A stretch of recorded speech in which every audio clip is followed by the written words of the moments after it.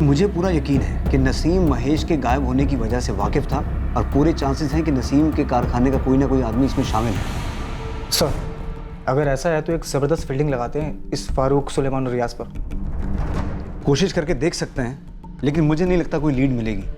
Lead हमें नसीम के मिलने पर ही मिलेगी, अगर वो जिंदा है तो। राजन, नसीम को ढूंढना शुरू करो, लेकिन उसके कारखाने के किसी आदमी को हाथ मत लगाओ। ये काम बड़ी होशियारी से होना चाहिए। सर। और नसीम की फोटो नेशनल डेटाबेस पे भी डालो। 10 साल पुरानी सही, लेकिन अंदाजे के लिए काफ़ी है। सर। एक सही सुराग मिला ना राजन, फिर देखना ये 10 साल पुराना अनसॉल्व केस कैसे सॉल्व होता है।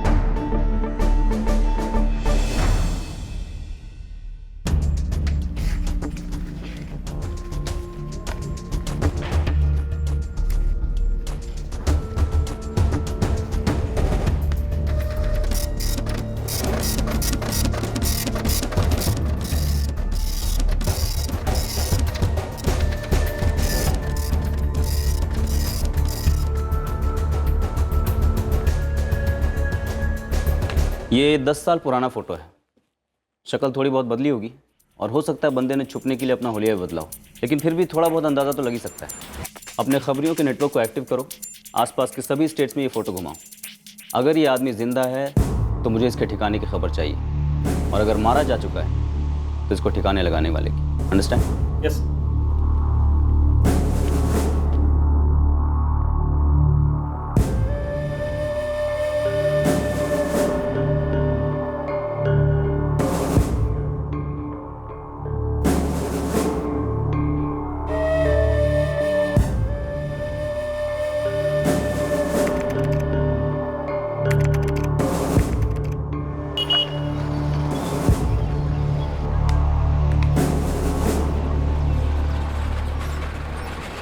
लीजिए ना भाभी जी, आप तो कुछ भी नहीं खा रही हैं। लीजिए। ये है हमारी मीना।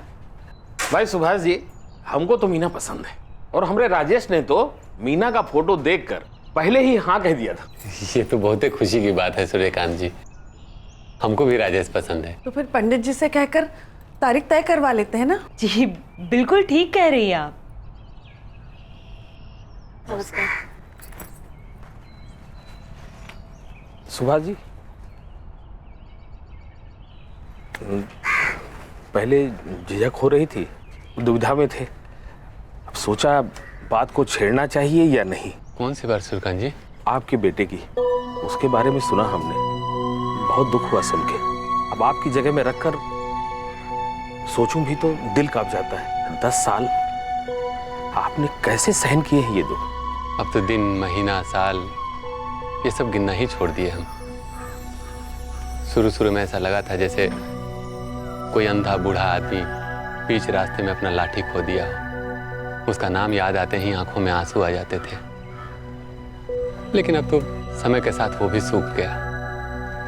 अब तो बस यही सोचते हैं कि हमसे दूर है तो दूर ही सही, जहां भी हो खुश हो, आबाद हो।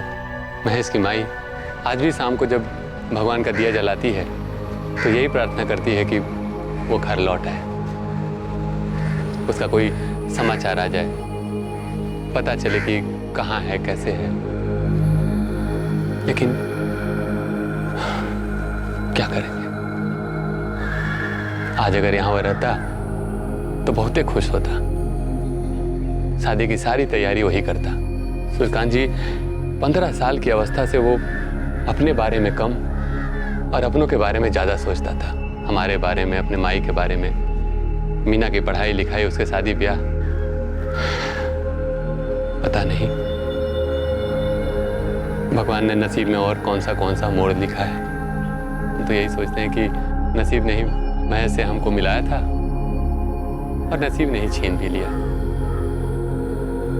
कभी ऊपर वाले की कृपा होगी तो नसीब ही मिला भी देगा।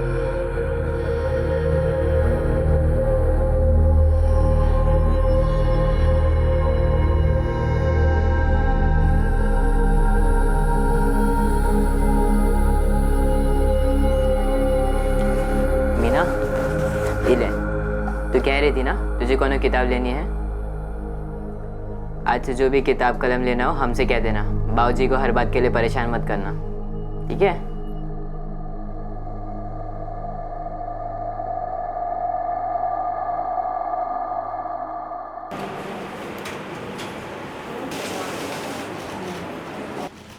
जी सर, हीना ग्रीनवर्क्स का करंट अकाउंट पिछले 15 सालों से हमारे ही बैंक में है। हमें पिछले 10 सालों के ट्रांजैक्शन का ब्यौरा चाहिए। ये पार्टनरशिप अकाउंट है ना? यस सर, लेकिन दोनों में से कोई एक पार्टनर ही इसे ऑपरेट कर सकता है। आमतौर पर मिस्टर फारूक सिद्दीकी इसे ऑपरेट करते हैं। हम जानते हैं कि पिछले 10 सालों से मिस्टर नसीम कुरैशी हेड। पिछले 10 सालों में इस अकाउंट से कोई सस्पिशियस ट्रांजैक्शंस हुए? मेरा मतलब किसी पर्टिकुलर अकाउंट में पैसे ट्रांसफर हो रहे हों या फिर किसी एटीएम या बैंक से पैसे विड्रॉ किए जा रहे हों? जी सर, आपके कहने पर मैंने चेक किया था। मिस्टर नसीम कुरैशी का पर्सनल अकाउंट तो डोरमेंट हो चुका है और उनके करंट अकाउंट से पैसे उनकी वाइफ तहसीन कुरैशी के अकाउंट में ही क्रेडिट होते हैं। I guess mister Farooq Siddiqui उनके पार्टनर की वाइफ को प्रॉफिट का शेयर दे रहे हैं। ये तहसीन कुरैशी का सेविंग अकाउंट भी आप ही के बैंक में है ना? जी। क्या उस अकाउंट से किसी पर्टिकुलर अकाउंट में फ्रीक्वेंटली पैसे ट्रांसफर हो रहे हैं? आप समझ सकते हैं मेरे लिए ये बताना थोड़ा मुश्किल होगा। आप चाहें तो मैं पिछले 3 साल के स्टेटमेंट्स की कॉपीज आपको दे सकता हूँ, बट उसके पहले के स्टेटमेंट्स अरेंज करवाने के लिए मुझे एटलीस्ट 1 वीक का टाइम चाहिए। जितनी जल्दी हो सके अरेंज कीजिए। अम्मी चलती हूँ, खुदा हाफिज। खुदा हाफिज।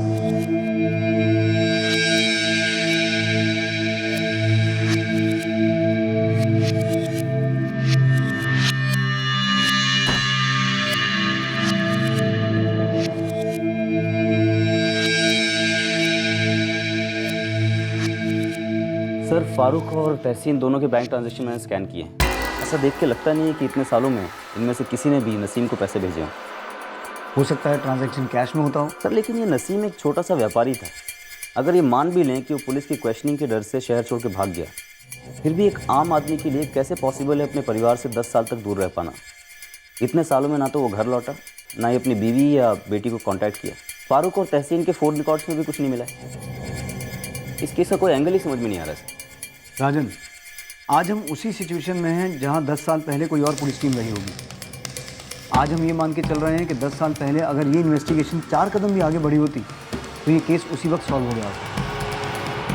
इस बार हमसे कोई गलती नहीं हुई थी। अगर ये फारूक, रियाज और सुलेमान को उठा लें और थोड़ी सख्ती से पूछताछ करें तो मुझे लगता नहीं वो लोग कुछ उगलेंगे, क्योंकि केस की शुरुआती 2-2.5 महीने में उनसे 20 बार पूछताछ हुई और वो लोग टस से मस नहीं हुए। और अब तो उन्हें पता है कि ये केस ठंडा पड़ चुका है। हमें सिर्फ नसीम पर ही फोकस करना चाहिए। नसीम के जरिए ही हमें महेश की कोई खबर मिल सकती है। राजन, ये केस सब्र की आजमाइश का है। इस बार इंतज़ार ख़त्म होगा, लेकिन हमारा सब्र और हमारी कोशिश नहीं। हम इस केस को क्लोजर दे के रहेंगे।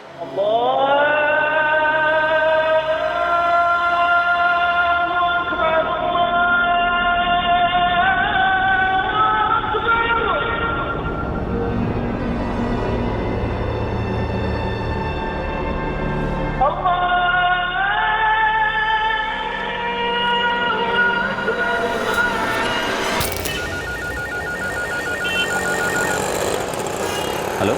हेलो, क्राइम ब्रांच थाना? हाँ जी, बोलिए। सब इंस्पेक्टर राजन बापट साहब से बात हो सकती है क्या? हाँ, मैं राजन बात कर रहा हूँ, बोलिए। सलाम सर। सर, मैं भदोही से बोल रहा हूँ, शाहबुद्दीन आलम। सर, मुखबिर हूँ, टिप देना काम है अपना। हाँ शाहबुद्दीन, बोलो, क्या टिप है? सर, अपने पास एक फोटो आया था नसीम कुरैशी का। 1 महीने पहले दिल्ली में अपने एक पार्टनर ने दिया था। हाँ, हमने ही फोटो घुमाई थी उसकी। तुमने देखा नसीम कुरैशी को? शायद देखा है सर। शायद देखा मतलब सर, अब गारंटी के साथ तो नहीं कह सकता कि वो बंदा नसीम कुरैशी ही था, लेकिन सर यहाँ भदोही के पास एक गांव है शनाबाद टेकरी, वहाँ अगले महीने ग्राम पंचायत चुनाव होने वाले हैं। उसमें कैंडिडेट है माजिद शेख। उसकी शक्ल सर देखी तो दिमाग में कुछ ठनका। ये जो माजिद शेख है ना, इसकी शक्ल आपके नसीम कुरैशी से काफ़ी हद तक मिलती है। मतलब सर, अगर चेहरे की झुर्रियाँ और बालों की सफ़ेदी और दाढ़ी हटा दे तो दोनों भाई लगेंगे बिल्कुल। इस हद तक शक्ल मिलती है माजिद और नसीम की? मिलती तो है सर, अब हद आप तय कर लो, लेकिन मैं बोलूँगा सर डाउट करना बनता है। तेरे पास फोटो है उसका? फोटो तो नहीं है सर, पर पूरे शानाबाद में पोस्टर चिपके हुए हैं उसके। मैं फोटो खींच के आपके फ़ोन पे भेज देता हूँ सर। मेरा नंबर नोट कर। जी।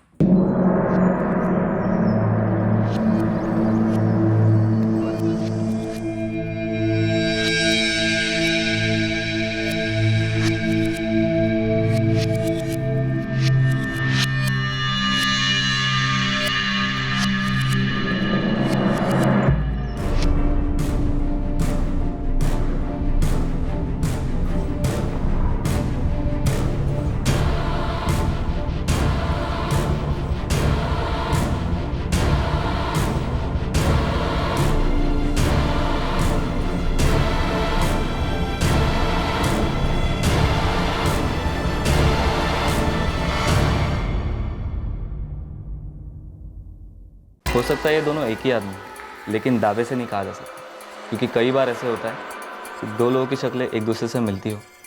सर वैसे मैंने शहाबुद्दीन को माजिद की डिटेल निकालने के लिए कहा है। राजन, ये बहुत सही मौका है। 10 साल बाद हाथ लगा है। हमारी तरफ से कोई कसर नहीं लेनी चाहिए। हम खुद सनाबाद टेकरी जाएंगे।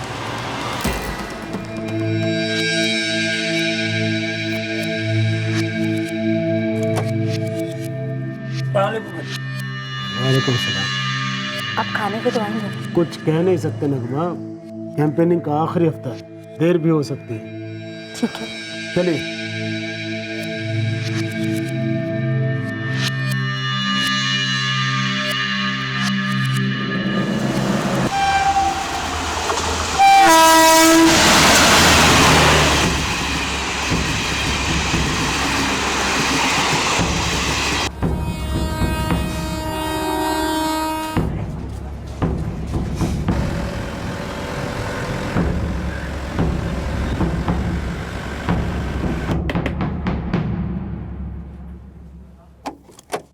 सलाम सर, मैं शाहबुद्दीन। आइए।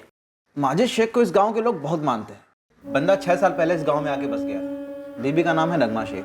दोनों साथ में ही गांव आए थे। लेकिन 6 साल पहले मियाँ बीवी आए कहाँ से थे, किसी को तो पता होगा। सर यही तो गड़बड़ है। बंदे को लोग मानते बहुत हैं, लेकिन जानते कम है। अब इससे पहले कहाँ रहता था, क्या काम करता था, किसी को कुछ नहीं पता। हाँ, लेकिन जब से गाँव में आया है, गाँव वालों की भलाई के लिए बहुत काम करता है। ज़रूरतमंदों को पैसे की मदद भी करता है। और ये पैसे लाता कहाँ से, करता क्या है? खेती सर, फसल से अच्छी कमाई हो जाती है। गांव में एंट्री लेते ही उसने कुछ खेत वेत खरीद लिए थे। मतलब 6 साल पहले जब वो आया था तो उसके पास इतने पैसे थे? जाहिर है सर, होंगे ही। तूने नंबर निकाला उसका? हाँ सर, और मैंने एसएचओ यादव साहब को भी दिया है, शनाबाद टेकरी थाने में। एसएचओ यादव से बात करो और उसे बोलो इसके कॉल रिकॉर्ड्स निकलवाए। 50 साल का आदमी और 6 साल का अतीत। नेताजी की तो जिंदगी भी घोटाला लगती है।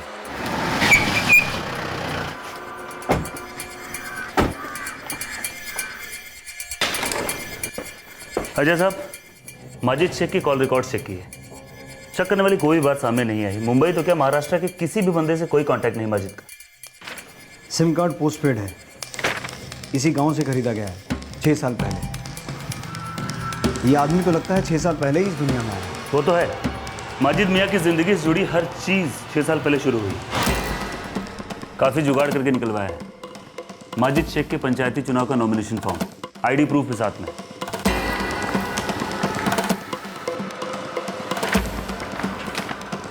ड्राइविंग लाइसेंस भी 6 साल पुराना है और राशन कार्ड भी 6 साल पुराना है, और दोनों इसी गांव से बनाए गए हैं। इनकम टैक्स स्टेटमेंट तो एज पर रूल 3 साल का ही जमा किया है। इस माजिद की हिस्ट्री के ढेर सारे पन्ने गायब हैं। जो कुछ भी किया है बाल सफ़ेद होने के बाद किया है। बचपन और जवानी तो जैसे जिया ही नहीं। सर ये नसीम जब फरार हुआ था तो उसकी उम्र 40 साल थी और इस बात को 10 साल हो गए। इस माजिद ने भी इस फॉर्म में अपनी उम्र 50 साल मेंशन की है। एग्जैक्टली 50 साल। नसीम 10 साल से कहाँ है किसी को नहीं पता। ये माजिद 6 साल पहले कहाँ था हमें नहीं पता। दोनों की शक्ल मिलती है, उम्र मिलती है। यादव साहब, इतना मेल मिलाप इत्तेफाक नहीं हो सकता। अजय साहब, माजिद पर शक बिल्कुल बनता है, लेकिन वो गांव का इज्जतदार आदमी है, इलेक्शन लड़ रहा है। उसे नसीम साबित करने के लिए ठोस सबूत चाहिए। यूं ही पकड़ के पूछताछ नहीं कर सकते। हाँ सर, वरना गांव वाले तो बवाल मचा देंगे। और आप तो जानते हैं चुनाव के समय में माचिस की मशाल का काम करती है। माजिद के समर्थक इसे विपक्षी साजिश बताकर तोड़फोड़ और नारेबाजी शुरू कर देंगे। अब उसे पुलिस स्टेशन बुला नहीं सकते। घर में घुस के पूछताछ करने का तो सवाल ही पैदा नहीं होता। बिल्कुल, हमें बहुत संभल के आगे बढ़ना हो और इन्फॉर्मेशन इकट्ठी करनी होगी ताकि कोई झुठला न सके।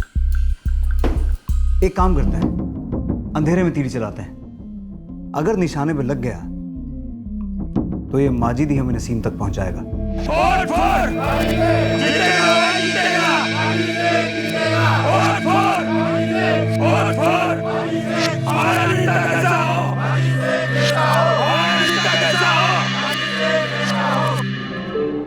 चुनाव ना हुआ सौतन हो गई। सुबह से रात बस यही एक बात। घर पे तो आप दिखते नहीं, अब चुनाव जीत जाएंगे तो पता नहीं क्या होगा। एक बार बस वोट पड़ जाए, फिर आप ही के लिए वक्त निकालेंगे जान। इसे भी अभी बजना था। अब ये कौन है? हेलो, अस्सलाम वालेकुम माजिद साहब। वालेकुम सलाम। कौन जनाब बोल रहे हैं? माजिद साहब, मैं अशफाक बोल रहा हूँ। फारूक भाई ने भेजा था। किस लिए? वो कुछ कैश देने थे, घर पे पहुंचा दूं क्या? नहीं नहीं, हम बताते हैं, फ़ोन करते हैं थोड़ी देर में। हाँ जी। हिल गया पूरी तरह, इसका मतलब तीर निशाने पे लगा है। देखते हैं क्या करता है। फारूक का नंबर तो सर्विलांस पे है ही। अरे अब खाना क्यों छोड़ के जा रहे हैं? कोई ज़रूरी काम है, तुम खाना शुरू करो।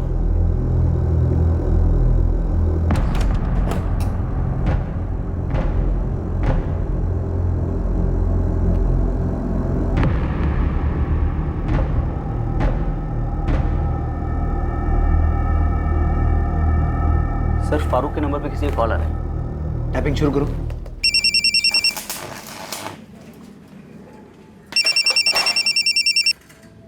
हाँ बोल।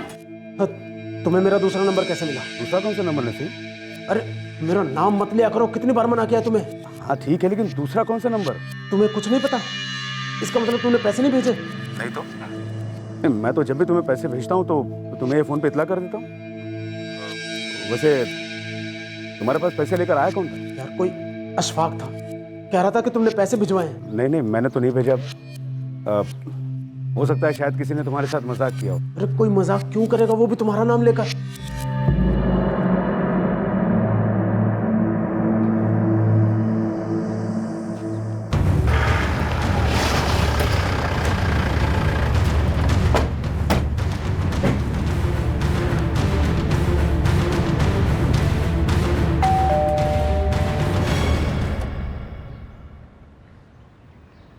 माजिद साहब हैं? जी है तो फिर आपका? आप उनसे कही मैं भाईंदर से आया हूँ, वो अपने आप समझ जाएंगे। जी।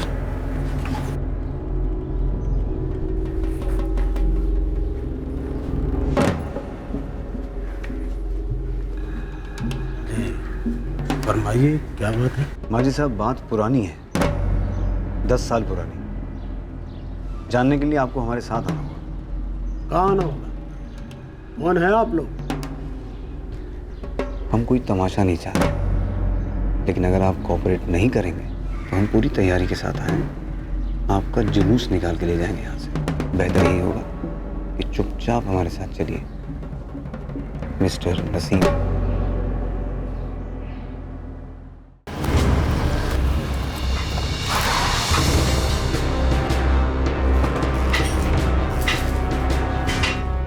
क्राइम ब्रांच चलो। अब क्या हुआ? हुआ तो 10 साल पहले था, लेकिन पता आज चला है। लेकिन फिक्र मत करो, इस दफ़ा तुम्हें बार बार पुलिस थाने आने की जहमत नहीं उठानी पड़ेगी।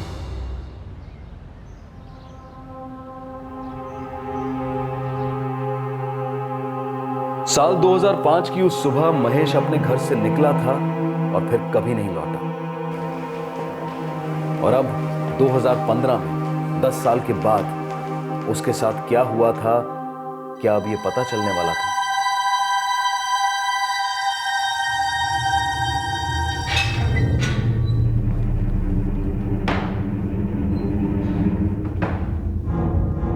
माजिद शेख उर्फ नसीम कुरैशी, नाम ठिकाना परिवार सब कुछ छोड़ दिया तुमने, लेकिन तुम्हारे कर्मों ने तुम्हारा पीछा नहीं छोड़ा। अब वक्त आ गया है सच कबूल करने का। जी,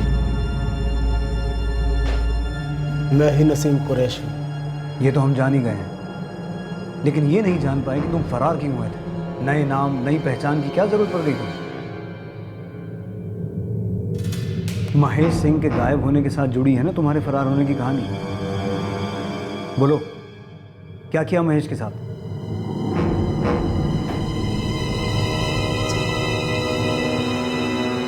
मैंने जो कुछ भी किया वो मैं करना नहीं चाहता था।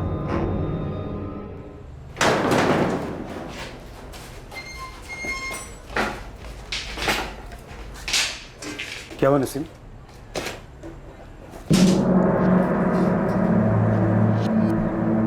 अब और बर्दाश्त नहीं कर पा रहा हूँ फारूक, न जाने कब टूट जाऊं। वो सारी बातें बोल दूं जिसे राज रखने का वादा किया था। हिम्मत रख नसीम।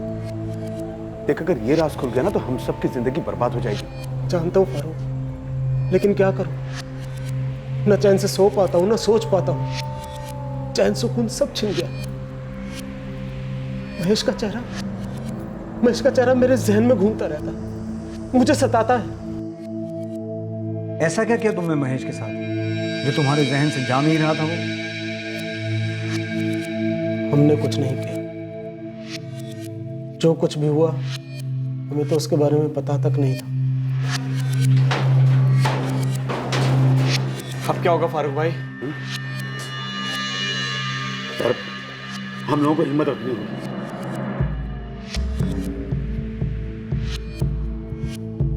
हम कभी भी किसी के सामने इस हादसे के बारे में एक जैसा बयान देंगे, एक जैसा। समझ रहे हो ना मेरी बात? वादा करो इस हादसे के बारे में कभी भी किसी के आगे कुछ भी नहीं कहेंगे। जी भाईजान, कभी नहीं। वादा।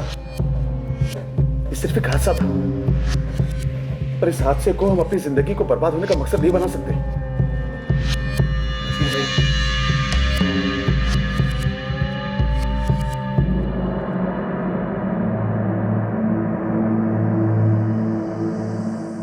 क्या गलती हुई थी तुम लोगों से? क्या किया था तुमने महेश के साथ? बोलो नसीम कुरैशी।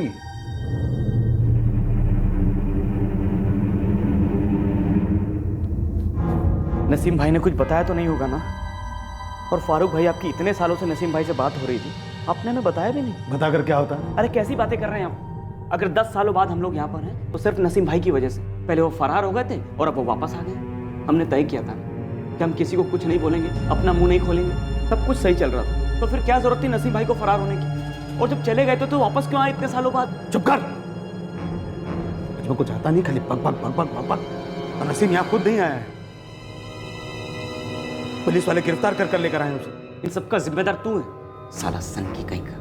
तेरी वजह से हुआ ये सब।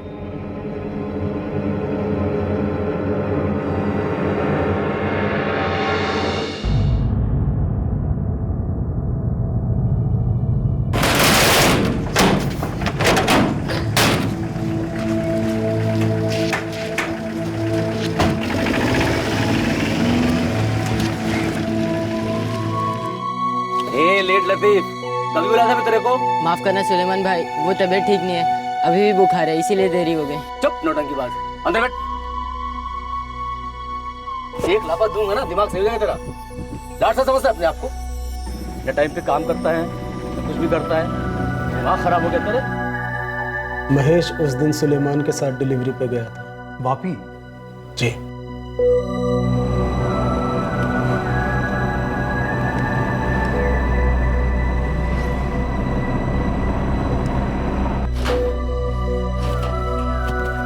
कर रहा, जल्दी ध्यान चला, फटाफट, टाइम नहीं है अपने पास। पागल हो गया? क्या कर रहा है? पागल हो गया तू? माफ करना सुलेमान भाई, वो तबीयत बहुत खराब है, बहुत कमजोरी हो रही है और बुखार भी बहुत है। बुखार नहीं, तेरे नखरे बढ़ गए हैं। चलो उठ उठ यहाँ से। ये काम चोरी के बहाने मेरे सामने नहीं चलेंगे, फटाफट हाथ चला।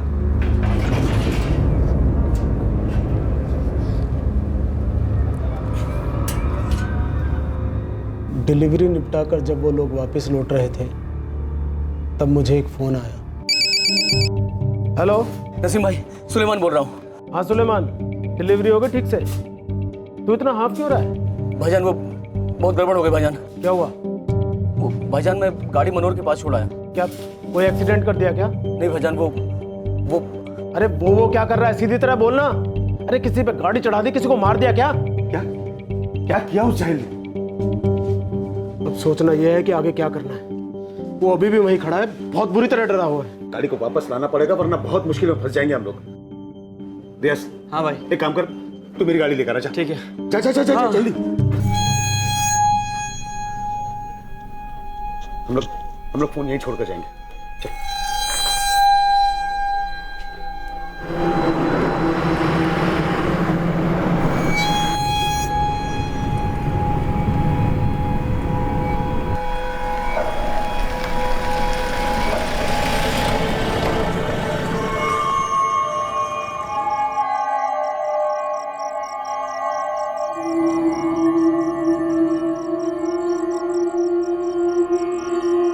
तब हुआ जब सुलेमान और महेश माल डिलीवर करके वापस लौट रहे थे और उनकी गाड़ी रास्ते में पंक्चर हो गई।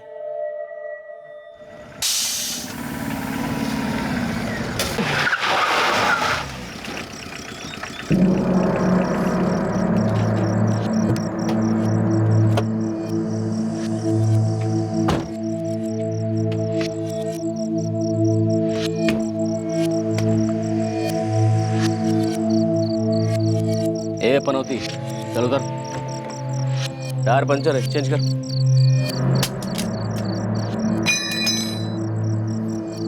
चेंज कर।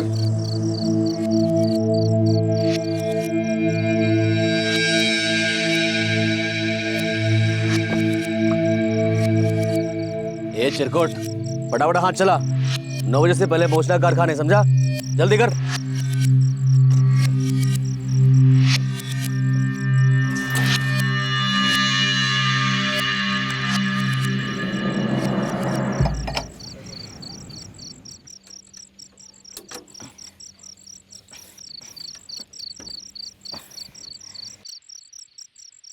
ए हुआ क्या? जल्दी कर रहा है, छोड़ चला जाऊंगा तुझे। जल्दी कर।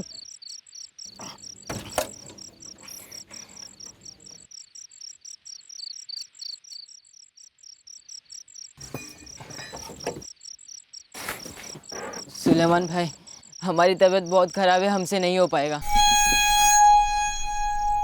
क्या बोला? साले, तो आदमी खाना अकेले खा जाता है और बोलता काम नहीं खाया। खाया क्या हमने? बताइए, आपने तो देखा ना। उसमें चिल्लाएगा तू? मुझ पे चिल्लाएगा तू? चिल्ला नहीं रहे, बता रहे। नजीम भाई ने कहा था आपको हमें काम सिखाने के लिए, और चाचा तो पहले कह चुके थे कि हमें ये वेल्डिंग का काम नहीं आता है। हम सीख जाए, लेकिन आप एक सिखाने की वजह चिल्लाते रहते हैं हम पर। इस तरह कैसे सीखेंगे हम? इतने दिनों में आपने एक भी बार हमसे ढंग से बात की है? हाथ मत उठाइए सुलेमान भाई, हाथ मत उठाइए। आप हमसे बड़े, इसका मतलब ये नहीं कि आपका जब मन करेगा हम पर चिल्लाएंगे, हमें डांटते रहेंगे। काम करने आए हैं यहाँ, आपकी गुलामी नहीं। तेरी इतनी औकात, मुझसे जमा लड़ाएगा तू? मुझसे जमा लड़ाएगा? साले आज तो छोड़ूंगा नहीं मैं तो। साले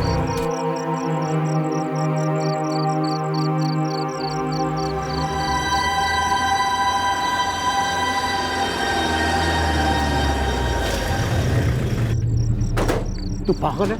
दिमाग खराब हो गया तेरा? जन बेहोश है भी वो। होश है? कितनी बार बोला तुझे दिमाग ठंडा रखा कर। भाईजान गलती हो गई, पता नहीं कब दिमाग घूम गया मेरा। मेरे को लगता है हॉस्पिटल ले जाएंगे तो बच जाओगे। लेकिन हम नहीं बचेंगे। अस्पताल में बहुत से जवाब देने पड़ेंगे, और अगर ये हॉस्पिटल में मर गया ना तो बहुत सारे इल्जाम हमारे सर पे आ जाएंगे। तो फारूक भाई क्या करेंगे हम लोग? और भाई रास्ता सुनसान, इधर कोई आता था भी नहीं है, तो इसे यहीं छोड़ देते ना। जब यहीं छोड़ दे क्या? सोचने दे, हमें सोचने दे क्या करना है। ये एरिया से काम कर, टायर चेंज कर, जा उसकी मदद कर, जा। फारूक, क्या सुलेमान ने भुगतना हमें भी पड़ेगा। हमारे तो धंधे पे भी असर पड़ेगा। इसे यहीं छोड़ दे, काफी सुनसान इलाका है, पता नहीं चलेगा। हाँ, ये साइड रोड है, कोई लाइट भी नहीं है, वैसे भी बचना तो है नहीं। फारूक भाई, टायर बदली हो गया।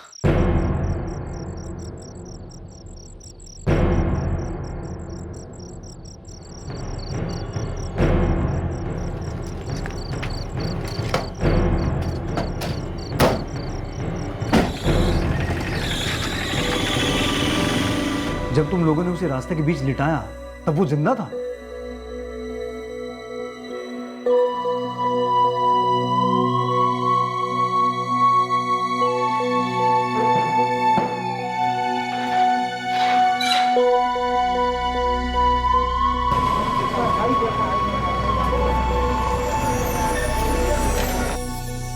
मैं 12 साल से यही ड्यूटी कर रहा हूँ। आप बताइए क्या बात है? जी ये 10 साल पुराना केस है। घटना 2005 में घटी थी। क्या ये केस इसी पुलिस स्टेशन का था? जी घटना जहाँ हुई है वो आप ही के जुरिस्डिक्शन में आता है। क्या केस था, डिटेल्स देंगे? सर अदुल्का पुलिस स्टेशन को महेश की लाश उसी सड़क पर पड़ी हुई मिली। कई सारे गाड़ियों ने कुचला उसकी लाश को। किसी राहगीर की नज़र पड़ी तो उसने पुलिस को इन्फॉर्म किया। तो महेश की लाश का उन्होंने क्या किया?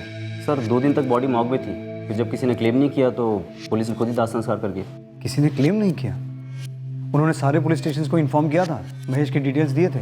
सर इंस्पेक्टर गावड़े जो उस वक्त भी उस थाने के इंचार्ज थे, उन्होंने बताया कि उन्होंने हर थाने में इन्फॉर्म किया था, लेकिन जब कोई रिस्पांस नहीं आया तो क्रिमेशन के बाद उन्होंने महेश के कपड़े उसी पुलिस स्टेशन की प्रॉपर्टी रूम में जमा कराए थे। जमा करवाए थे तो आज भी वही होंगे। राजन कलेक्ट करवाओ।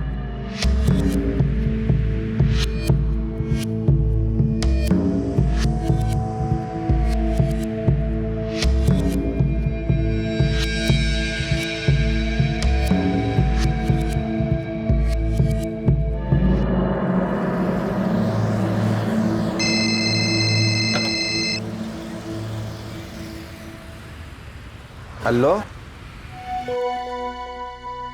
यही कमीज पहन के निकला था उस दिन काम पर जाने को। कैसे भूल सकते हैं हम वो सुबह। सत्यपाल जी, रिपोर्ट लिखवाते वक्त आपने जो ब्यौरा दिया था ये कपड़े उससे मैच होते हैं। फिर भी हमने सोचा एक बार आपसे भी पूछ लें।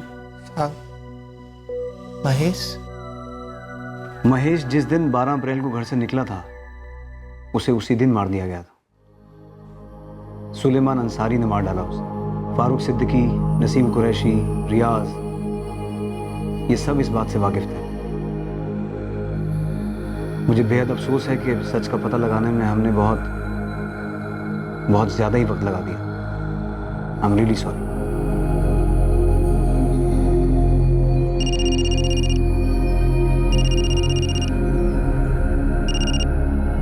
आ सकते हैं, बोलो।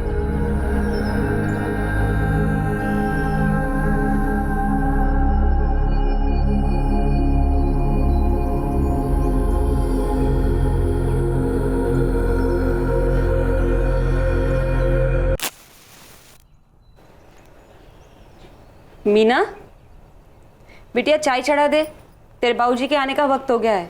जी माई।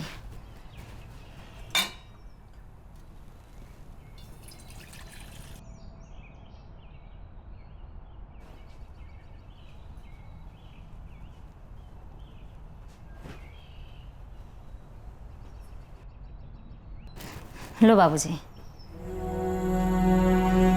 चाय लीजिए बाबूजी। आप चाय काहे नहीं ले रहे हैं बाबूजी? क्या हुआ? क्या बात है? सत्या का फोन था, उसको पुलिस थाने से फोन आया था।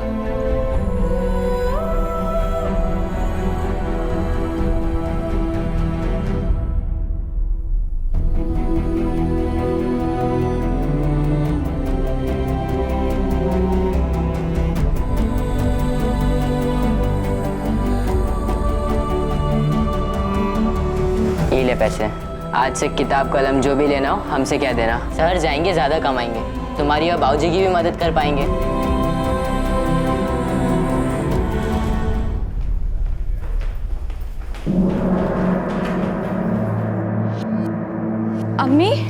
अम्मी पुलिस क्यों आई थी यहाँ पर?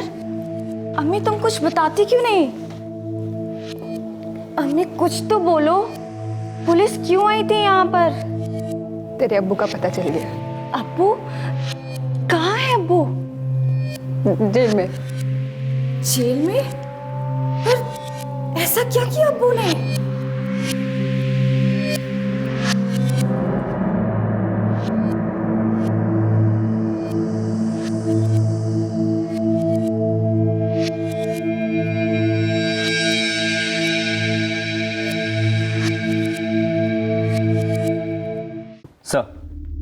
सर, फारूक, रियाज और सुलेमान की स्टेटमेंट्स ले लिए हैं। नसीम की स्टेटमेंट से मैच हो रही है। फरार होने के बाद नसीम 4 साल तक हरियाणा में रहा, वहीं उसने शादी की और फिर अपनी बीवी के साथ सनबाद टेकरी में आके बस गई। नसीम के दोनों मोबाइल फोन्स की कॉल डिटेल्स भी उसकी स्टेटमेंट के साथ अटैच करो, और फारूक के भी। एक तगड़ी चार्जशीट बनाओ राजन। इस केस को सॉल्व होने में 10 साल लग गए, अब सज़ा होने में देर नहीं होनी चाहिए, खास तौर पर हमारी तरफ से तो बिल्कुल नहीं। राजन, इस केस में हमारे पुलिस डिपार्टमेंट की तरफ से भी बहुत गलतियां हुई हैं। एक थाने में महेश के गुमशुदा होने की रिपोर्ट लिखाई जाती है और उसी स्टेट के दूसरे थाने को उसकी लाश मिलती है। जरा सा भी कोऑर्डिनेशन होता तो महेश के गुमशुदा होने की ये गुत्थी उसी वक्त सुलझ गई होती। एक बेकसूर परिवार अपने बेटे के लौटने की झूठी उम्मीद में इतने साल न तड़पता, और कसूरवार लोग इतने बरस तक खुले न घूमते। सही कह रहे हैं सर आप। ये कोऑर्डिनेशन की प्रॉब्लम अक्सर होती रहती है, कई बार ये गलतियां हुई हैं। इसे सुधारना होगा राजन। एक सिंपल स्ट्रेट फॉरवर्ड केस इस कोऑर्डिनेशन की कमी की वजह से 10 साल तक खिंच गया। और सर, उस नसीम को भी ढूंढने की इतने सालों में कोई कोशिश नहीं हुई, सिर्फ उसकी बीवी का स्टेटमेंट लेके इन्वेस्टिगेशन क्लोज कर दी गई। सही कह रहे हो। मैं उम्मीद रखता हूँ हमारा पुलिस डिपार्टमेंट इस केस में हुई गलतियों से कोई ना कोई सबक लेगा। Right sir.